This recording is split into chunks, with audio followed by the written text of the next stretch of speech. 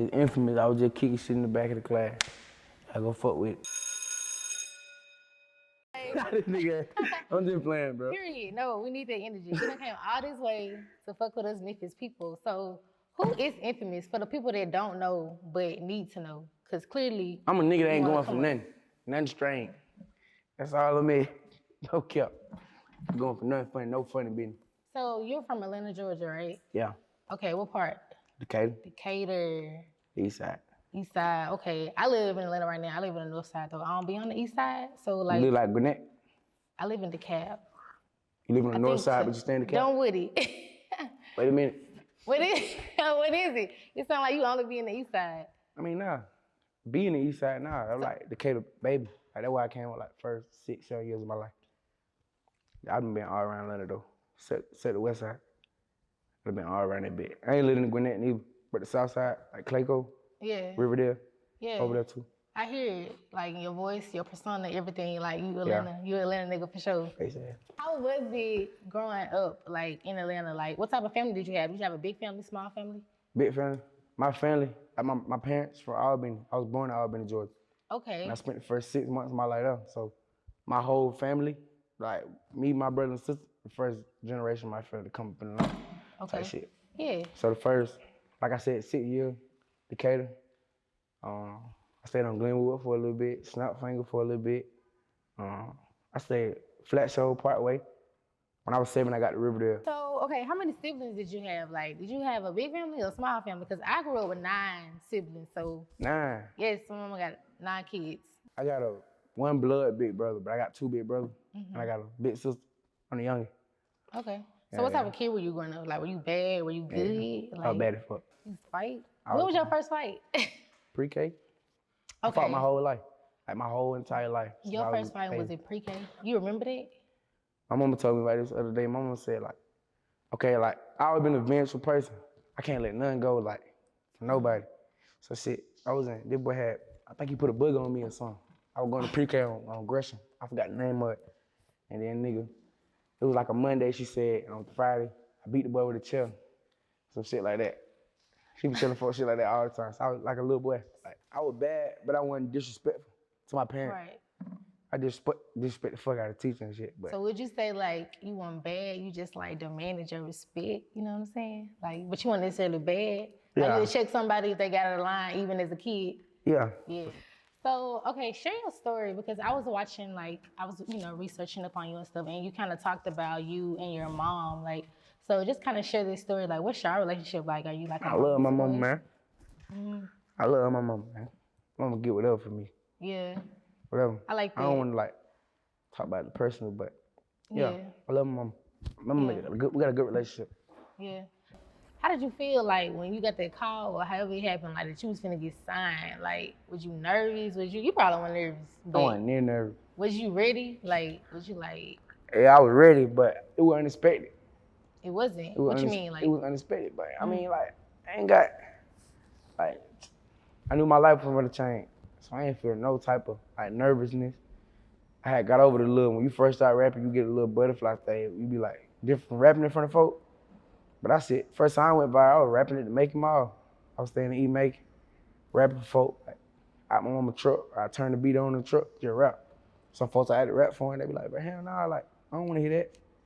Some people listen, you see what I'm saying? Mm-hmm. So that's how I kind of beat my, like, I rap in front of anybody, I really don't care. Yeah. So like, before you started rapping, like, kind of wanna get into that a little bit, like, did you ever like, have a 9 to 5? Cause I had a few 9 to 5s, but. I got fired for so many jobs last year. About 7 jobs. Yeah. I couldn't keep a goddamn job. Why is that? Get into it, folk. Just ignorant shit. Like, I got a problem with authority. Like my parents shit. Mm-hmm. Having to ask a grown ass man to pee. I'm grown, bro. He can tell me no. I piss all on the floor in this motherfucker. On God. How did your mom used to react? Like, to the jobs shit. I mean, like I said, I respect my parents. I never did respect my mom. Yeah. Okay. Yeah. Respect things that just have a higher rate. But it's good. We need that. We need more of that. We need more of that. So like in school and stuff, did you ever like play sports? Yeah. Like did you? I played football. What else did you like other than music? I played football my whole life. Football? Did you like it a lot? I did. I just couldn't. Like I had the talent for it. And I had a discipline.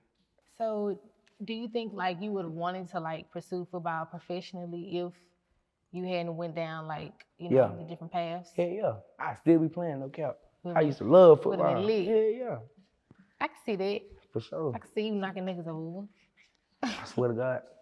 So after your first time going viral, after you went viral with hot boy stuff, hustling in the streets, putting your stuff out, like at what point did you realize like I can do this? Like I'm popping. Like people actually mess with me.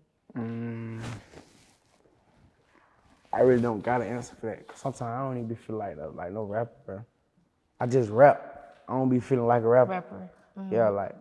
But it had to be at some point like where you felt like, dang, like people actually like want to hear my stuff, like what I'm saying. When I started telling my story, like I got comfortable with telling my story and shit, instead of being like ashamed of it, then people like became interested in me. I got an interesting story. I had a hell of a life in between, but like, I had a hard life type shit. So you was kind of ashamed of like talking about it and like being Yeah, for out sure. there. Yeah. For sure, like even in school and shit, you got people think they know what you got going on. You don't know what the fuck I'm going through. Yeah. Now I can definitely relate to that because like I said, like I grew up with 8 siblings. So like, my mama, she was a single parent. So a lot of stuff, So like a lot of stuff like, you don't really like want to talk about like. Yeah. And then, but once you break free from that, like you able to really like pop your shit. So what made you like decide like, okay, I'm about to go ahead and sign? Because you didn't have to sign. You could have stayed independent like a lot of other people and just pushed it their way. But what made you want to just go ahead and do that? I mean, shit. I talked to a few labels, and when I signed with Alamo, that wasn't my first offer. It just seemed more genuine with them than everybody else. It seemed more genuine. It was less flashy and more about business. I'm talking to other labels that just start pitching what they can do for you. You see what I'm saying? Yeah. And being a young nigga, I want to like hear that shit, but I'm thinking about the business end too. Like I got a whole life of this shit coming. So yeah. That's smart that you thinking ahead, because a lot of people like they just jump in it. Did you really want to sign, like, or did you really just just make the decision, what I'm saying, because you knew you had to do what you had to do to. I mean, I ain't making a decision off being like fucked up, like that. Yeah. I wanted to sign. I Yeah. wanted to for sure. Yeah. Okay, yeah, it's interesting. It's always interesting, to me, like I said, like when people sign and when people don't, because some people would never sign. Like, and some people, they decide to. A lot of folk be saying that, goddamn.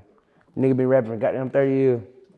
Exactly. 30 years. I never signed a deal, man. It's the Illuminati, bro. So any advice for artists that want to, get a record deal or just looking to break out to be an independent artist? Like anything you have to say to them? I mean, you stay independent, do that. If you can go viral, if you got the money to put behind yourself and blog, if you're an independent artist. See? So you're viral. If you're an independent artist and you got the money to put behind that shit, bro, stay independent. You got the money to get them blogs to go viral. What you got? Like, you need social media presence. These days, you can't just be you can be a good ass rapper. That nigga rap good as fuck. Nobody never hear them because they don't take social media serious. You got to these days. You need a social media presence. Sound like you can't go viral on the sidewalk. Like, from rapping for nigga, like, okay, so look, say if you ain't got no social media, right? Somebody record you. Your talent gonna speak. So you can go viral on somebody else shit and not have no social media and miss hella opportunity. Like, I ain't want no Facebook. I'm like, with that country ass shit. My brother's like, bro, make a Facebook, bro. These folks are making, that's all they on. So he told me like a week later I went viral that shit after I made it. He down to help me make it. So you got a project releasing on June 22nd. What's up with that? Because I'm going to tune in and I'm going to let you know how I feel about it. And I'm sure everybody else is going to let you know how they feel about it. Yeah, what's the title of it like? Called Admirable Curse. Being like, admirable means something you admire. Like the life I'm living. Some people admire it, but it could be like a beautiful curse type thing. Just how you go about it. Like, it could be, this shit can kill you. You could be like, dead quick in this shit. And certain people who like doing what I'm doing, they understand what I'm saying. So what was your inspiration behind it? The name? Yeah, the title of the album.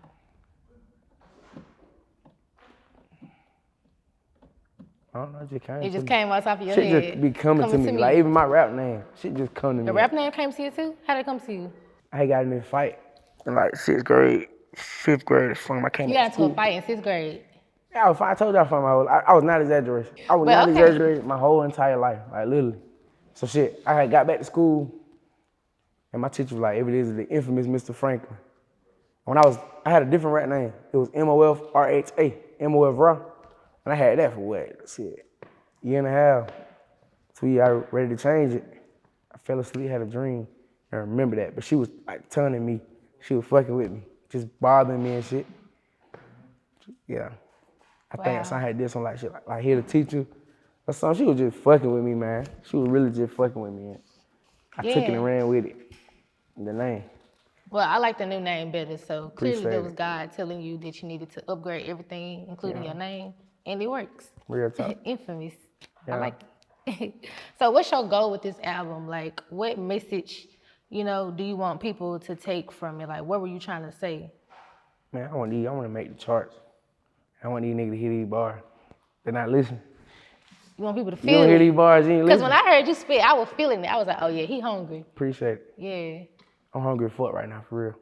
Yeah, I got some chicken tenders or something in this motherfucker. Don't just listen. I want not just like, I want nobody to just turn my shit on, just to like ride to it. Like actually saying, nigga can really hear my story, listen to my music. You see what I'm saying? Yeah. Yeah. So what's your end goal with being an artist? Because, you clearly define that well, you said I just rap, I ain't really no rapper. But at the end of the day, you are an artist. Like you want to be an artist. Like I can see it in you. So Yeah. what's your end goal? Like what type of fans do you want? Like what type of crowd do you want to draw in? Like or continue to draw in? Because you already have a pretty good fan base. I mean, I don't want to do this shit for long. I got a plan for it. You don't want to do it for long? I don't. Really? I don't. To be honest with you, like I said, if I can go back and like I had sense, be straight up with you. And these niggas be saying a little slick shit by having NFL. I had NFL dream. I play football. I was just bad. You see what I'm saying? If I could go back, I'll get my shit together and play football. Like, Yeah. I missed so many high school games. I stayed in trouble. Like, you supposed to play, what? Make it your playoffs every year. You get 10 games a year. Make it your playoff, I get 11, 44 games. I probably played like 11, 12. I played my ass off when I was there, but you see what I'm saying? I don't like going everywhere. Folk like notice me. People bother me. I be in my own world. That's why I said like, Yeah. I get offended by shit easy. I think people on some funny shit, and it might not even be that. Like, any fans watching this, I give you a crazy face expressive shit. I'm still getting used to this shit, bro. You feel me? It's a learning process, learning experience. Yeah. It'll come with it. Yeah, You're an artist and you're sensitive about your shit. If you got it good, you see what I'm saying? Your people got it going on. Like, streets ain't nothing cute, nothing fun. You see what I'm saying? It ain't nothing. Nigga die in the street. And you are a replacement. If you in the street, if you walk out this bit and you get your ass killed and you was the main killer, nigga gonna replace your ass. You just get some roses, you get a little candlelight, you get respect. Nigga be broken foot. You can have the most respect in the city. You can doubt all this respect. Nigga, you dead. What the fuck? I'm not giving a fuck about that shit. Give a fuck about being in the street, like the streets ain't raised me, but they make me. Like my mama had a good mama. My mama taught me right from wrong. You see what I'm saying? So when I did get in the streets, I did that shit by choice. I ain't do it to be cute. I did it cause I was fucked up. When I got doing the shit I was doing, it ain't no, these niggas just be wanna dig into the streets like so bad. And they got everything going on. Like I said, I had both parents in the house. We was still fucked up. It be niggas whose parent make over $100,000 a year. And you getting kicked out of school and shit. Not saying people who parent got money don't go through shit. That ain't what I'm saying at all, but they be wanting some of these problems. They be bringing problems to themselves. I ain't gotta get involved with it. But if you an athlete, like do that shit, bro. You get your school paid for, you see what I'm saying? Especially if you like a phenomenon, you an outstanding athlete, you got good grades and shit. Them white folk gonna take care of your ass, boy. Keep doing what you do. Sometimes I go to my old school visit. Kid be coming in the hallway and shit, trying to rap for me. Like, if I could encourage you, I wouldn't be like encourage a kid to rap. Be honest with you. Ain't nothing I tell nobody to do. It's just probably what God wanted me to do. That one here where I'm at. But I won't encourage nobody to do it. So give me a horror high story, like a time where you was high as hell you didn't know whether you was coming or going, your left from your right? I got too high at my house and shit. I was so high. Someone was telling me my bro was faking sleep, trying to kill me. So I stood up. I was clutching on all them boys. Ready to shoot the shit out one of them. My twin looked at me right there. He said, I ain't passing your ass no another blunt. I was high as fuck, bro. Like some told, I don't know what it was. Like someone speaking to me like they faking sleep.